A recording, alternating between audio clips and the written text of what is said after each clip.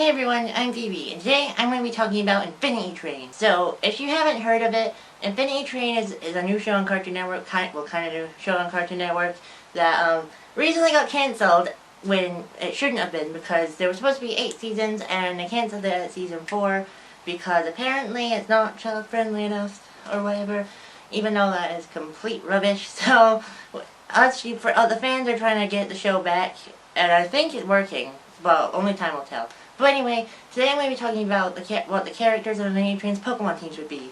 Okay, before I begin though, I'm not talking about Simon. If you've seen the show, you know exactly why I'm not going to talk about Simon. But, just as an honorable mention, he would have had a Meowth to represent Samantha. I think Samantha would definitely be a Meowth, just come on. And if you've seen the show, you know that they have a past together, so I just think that would make a lot of sense. But, that's all. Anyway, let's get into the video. So obviously we're going to start with Tulip. Why wouldn't we start with Tulip? Tulip's team was kind of easy but kind of difficult. Her first Pokemon would be a Slowking, because Tulip is really smart. Like she uses knowledge, and Slowkings were the smartest Pokemon in the whole game, so that definitely worked. And then she'd also have a Flareon, not because she's ginger. I just wanted to say that. Just because she kind of she's stubborn and gets angry easily, so she has a bit of a fire in her, and obviously Flareon is a fire type. I think it's the most fitting one. She'd also have a Roselia, because, if you've seen the show, without getting too into it, you know that, when Tulip was born, she almost died. So, her parents, named her Tulip because she sprang back like a flower. I know that Roselia is not a Tulip, but it's my favorite flower Pokemon, so I'm not gonna use it. She'd also have a Porygon Z. Yes, Z. What about it? Because, she wants to make games, and she makes games, but she has a game called Good Guys Poppin' Bad Guys, but the game glitches out and it doesn't work properly. So obviously, Porygon Z is a glitched out Pokemon, so it would work. Okay, the last two though, they wouldn't be like actual members of her team, but she travels with them, so they're basically her team members. So our next team member would be Yamper.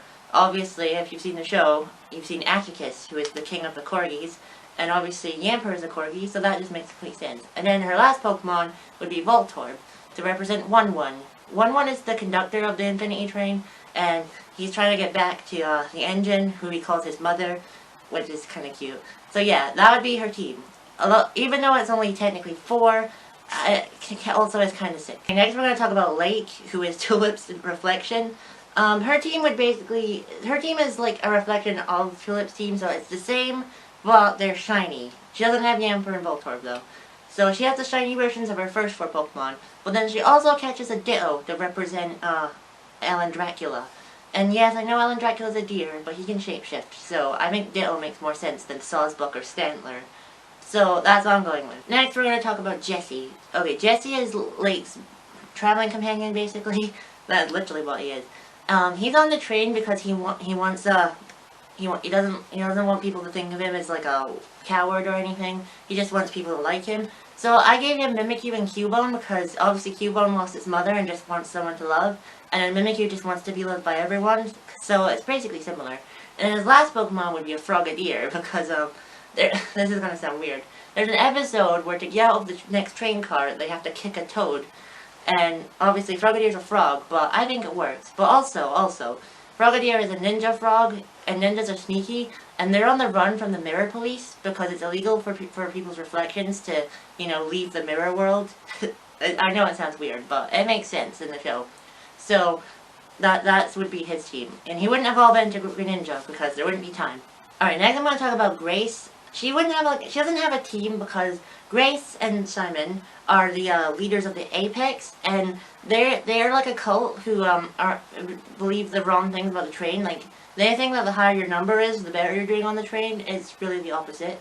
And they think that the creatures that live on the train, the denizens, are a waste of space and are trying to kill them all. So obviously she wouldn't have a team, but she redeems herself in the end and gets rescued by a bunch of origami birds. I won't spoil why. So she would catch a Fletchling because I think they look the most like Fletchling out of all the bird Pokemon. So unfortunately the show ends before we see her make friends with any other denizens, so she wouldn't get any more Pokemon. So she'd only have Fletchling. Okay, I'm gonna talk about Hazel real quick. Hazel in the show is raised by a purple gorilla named Tuba. The closest one we have to that is Slacking, but spoilers, Simon kills Tuba. So that's cool. So obviously Simon would kill Slacking, but in the show, when Tuba dies, Hazel gets so upset, and then she learns that she's half human, half turtle. I know it sounds confusing. We'll get there. Don't worry. So obviously she'd be half Squirtle in the show, and if the Pokemon were in it. So I think that would be cool. Okay, next we're going to talk about Minky, who is one of my favorite characters. My absolute favorite is Lake, though. Anyway. Minky would have a Sobble, because Minky's an introvert, and, I'm sorry, every time I say his name, it's funny. Minky is an introvert, and he's really shy, and he doesn't like singing in front of people. And obviously Sobble is a shy Pokemon as well, so I think that would suit him. And also, I would give him a Toxtricity, the blue one, because he's representative of cold colors and blue colors, and, Ryan, who we'll talk about in a moment, is represented by hot colors, so I think that would work. I'd also give him a Alolan Vulpix, you'll see why in a second. And then I give him a Togekiss because he works at a Humpty Dumpty themed restaurant, and obviously Togepi's an egg, so he'd evolve it. And then I would give him a Clefable, you'll see why again. And then I would also give him, a Butterfree, because there's an episode where they go into a western bug cart, and that's where he would catch his Butterfree. So that would be Minky's team. Okay, I want to talk about Ryan next. Now, in this show, it's very implied that Minky and Ryan love each other in a romantic way. So I made their teams really similar. So I would give him Grookey because if you know the show, Ryan goes on tour and he plays guitar. And Grookey is a drummer, so I think that would suit him really well. I'd also give him the yellow Toxtricity because he's like, as I said before, represented by warm colors, and obviously the guitar thing. So that would be cool. I'd also give him Cantonian Vulpix because you see what I did there, hot and cold.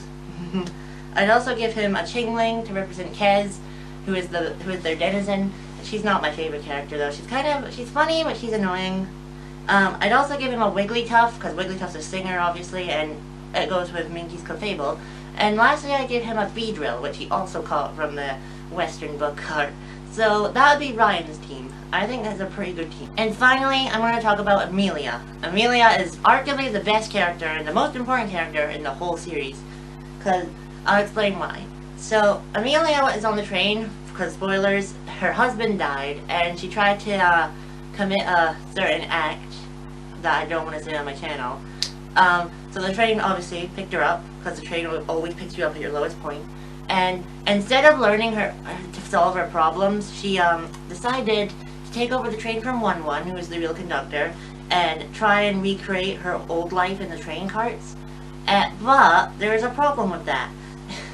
Every time she tries to recreate her old life and her husband, she can only make turtles. Everything she makes is a turtle. But she made Hazel, by the way. I don't know if you put those two things together, but she made Hazel. So I gave her a whole team of turtle Pokemon. So obviously her starter would be Squirtle, obviously. Then she'd have Turtonator. I think that suits her. Then she'd have Torkoal. And then she'd have Dreadnought. And then she'd have Torterra. And then, what's the last turtle Pokemon? Did I say Dreadnought?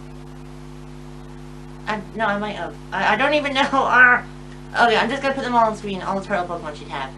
So, that's what she would have. I forgot to write it down on my list, so I know all I remember is that she had all the turtles. I don't remember which ones are which, though. Tortuga, that's it. But yeah, that is her team. A whole team of turtle Pokemon. Well, that was my Infinity Train Pokemon Teams video. I hope you enjoyed. Also, I also made this video to try and spread awareness of Infinity Train because more people need to watch it to show Cartoon Network that it's worth saving, because we really deserve more episodes. It deserves to be finished and have a real finale. So, I'm going to end the video there. Thank you for watching. Please like and subscribe. And remember, if you have anything nice to say, really, do not say anything at all. Because I'm not going to get into it, but you know who you are. Don't comment anything about me talking about Infinity Train. And I'm BB, and I'll see you next time. Bye!